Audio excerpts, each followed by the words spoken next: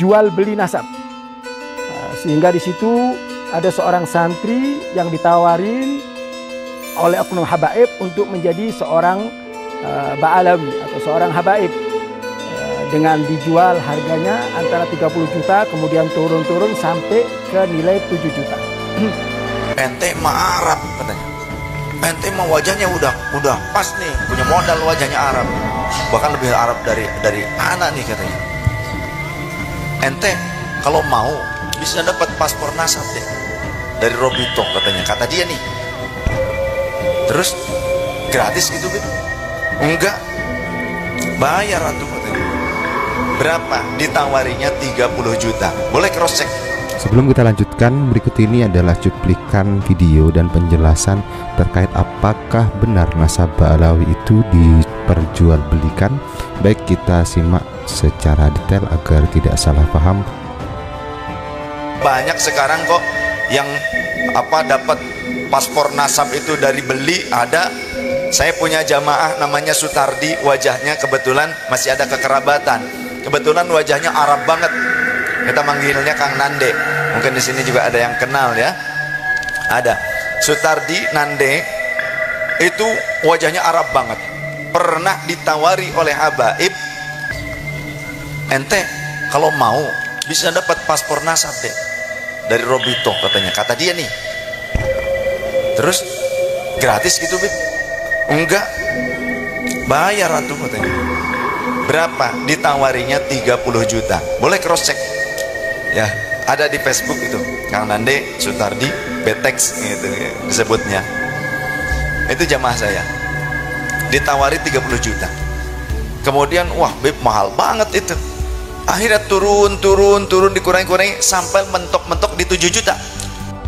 Bismillahirrahmanirrahim. Assalamualaikum warahmatullahi wabarakatuh. Bismillah walhamdulillah, wassalatu wassalamu ala rasulillah Muhammad bin Abdullah wa ala alihi wa sahbihi wa man wala. Barusan saya sudah menyimak sebuah tayangan video. Lagi-lagi seorang kiai, seorang ulama menyerang ba'alwi dan membawakan cerita tentang perilaku oknum ba'alawi. Jadi lagi-lagi mereka ini menyerang ba'alawi dengan memberikan contoh kepada umat, yaitu terhadap oknum ba'alawi. Jadi tolong dipisahkan antara oknum ba'alawi dengan ba'alawi secara keseluruhan. Di mana ini disampaikan oleh seorang ulama yang tertulis namanya di situ Sayyid Alawi Azmat Khan. Saya tidak mengenal siapa beliau dan saya tidak tahu dari mana asal usul beliau ini. Tapi saya mencoba untuk mencari tahu dari beberapa rekan saya. Ternyata saya mendapatkan info bahwasanya Sayyid Alawi ini nama aslinya adalah Si Ujang. Beliau ini berasal dari Cirebon dan kemudian berpindah ke Karawang. Begitu yang saya terima. Wallahu a'lam kebenarannya, tetapi itu tidak menjadi satu permasalahan buat saya. Yang saya akan garis bawahi adalah ketika beliau menceritakan tentang oknum ba'alawi yang intinya jual beli nasab. Sehingga di situ ada seorang santri yang ditawarin oleh oknum habaib untuk menjadi seorang ba'alawi atau seorang habaib, dengan dijual harganya antara 30 juta kemudian turun-turun sampai ke nilai 7 juta. Saya tidak mengerti ini kebodohan dan kedunguan model apa. Kenapa si santri tersebut tidak paham bahwasanya Rabithah Alawiyah itu punya tempat, itu punya kantor. Kenapa mereka tidak cross check langsung ke kantor Ba'alawi supaya dia mendapatkan kebenarannya? Apakah benar Ba'alawi ini, kantor Ba'alawi ini, Rabithah Alawiyah ini memperjualbelikan nasab? Ini kayaknya kasusnya nggak beda jauh sama si Omairamah yang ditawari oleh oknum habaib untuk menjadi seorang habib. dengan membayar nominal yang sudah ditentukan. Jadi sekali lagi, jangan terlalu dungu dan jangan terlalu tolol. Bahwasanya kantor Rabithah Alawiyah itu resmi, bukan kantor abal-abalan. Datangin saja, cross check saja, bener nggak Rabithah Alawiyah ini mengadakan jual beli daripada nasab. Di situ nanti dia akan mendapatkan jawaban. Jadi jangan tolol begitu ya, sehingga oknum seperti ini itu yang diangkat. Itu yang pertama. Yang kedua, kalau kita berbicara tentang oknum Ba'alawi, itu adalah person, dan kita tidak menafikan.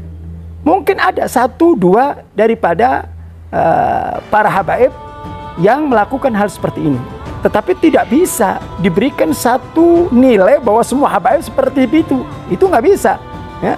Artinya itu oknum. Nah, kalau kita bicara tentang oknum, saya bisa memberikan 1 atau 2 contoh oknum kiai, oknum ulama yang melakukan sesuatu yang tidak pantas dan tidak layak. Tapi sekali lagi itu oknum, sehingga kita tidak bisa menilai semua kiai seperti itu. Pada satu waktu ada seorang haji datang ke tempat saya. Dia menceritakan bahwasanya dia punya anak perempuan cantik dan sudah bersuami. Kemudian datang seorang kiai, dan dia melihat kecantikan anak tersebut. Dia mengatakan kepada si haji tadi, "Haji, itu saya suka sama anak kamu." Si haji bilang, "Kiai, itu sudah nikah." Apa kata kiai? "Ceraikan saja. Ceraikan saja, nanti berikan kepada saya." Kata haji, "Bagaimana kiai saya akan menceraikan? Itu kan sudah ada suaminya."